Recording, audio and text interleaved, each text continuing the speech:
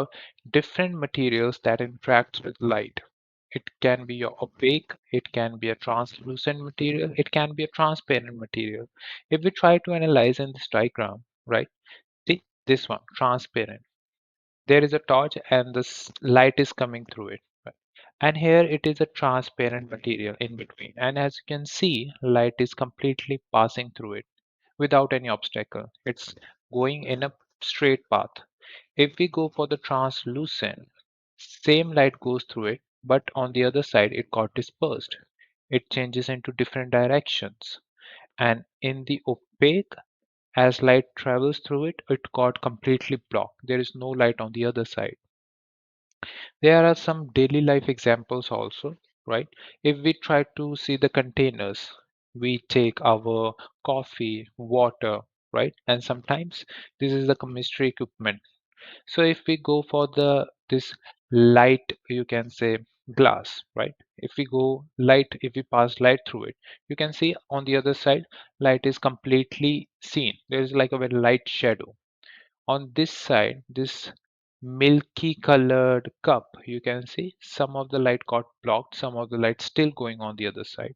And here it is a opaque example in which a complete shadow is forming up on the other side. Here, let's start with its definitions also. For the transparent materials, again, I told you like glass, water, these are examples of the transparent materials. And these are the one that allows the light to pass through them. As you can see clearly on the other side of a transparent material. If we go for the translucent again, so this is again another example of the translucent. As you can see the now you can see some like on the other side there is a shirt of the other person. There are like these arms on the other side, right? Okay, but it's not that clearly. You can see that it has buttons also, but not that clearly. That is an example of a translucent. So in a translucent material, not all light passes through on the other side. Sometimes it changes the direction, and therefore the image viewed on the translucent material is visible but not that clearly. It becomes often distorted. Example can be your ice, thin fabrics, and grease-proof paper. These are some example, daily life example. Maybe we can use them for our purposes. On the opaque material, this is the one. As you can see, these balls like are forming a complete shadow here. They are forming a complete shadow on the other side. They're completely blocking it. And most of the like clear shadows are formed by these opaque materials. Okay, now let's analyze some luminous objects. What are the luminous and the non-luminous object?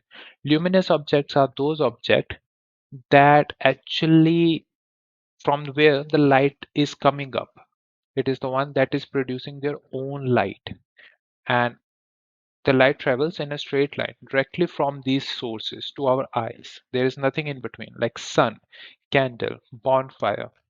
And if we go for the non-luminous, so they don't produce their own light.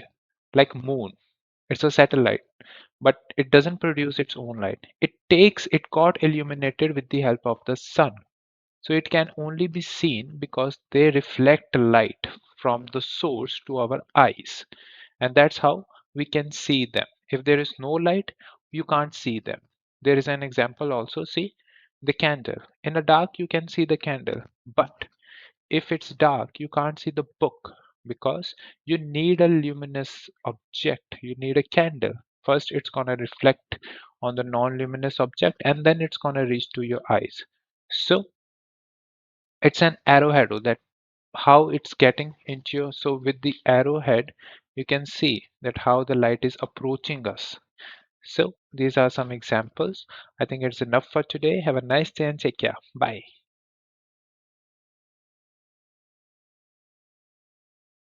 I don't ever slow up, no I don't take shit. I got no love for the fakeness. If you wanna play tough and wanna hate this, I'll always show up.